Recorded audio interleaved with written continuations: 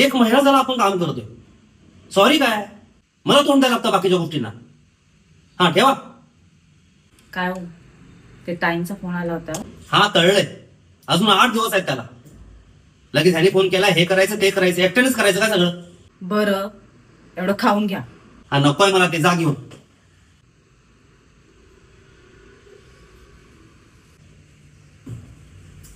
काय हो, हात धुवून घ्या, जेवायला वाटते.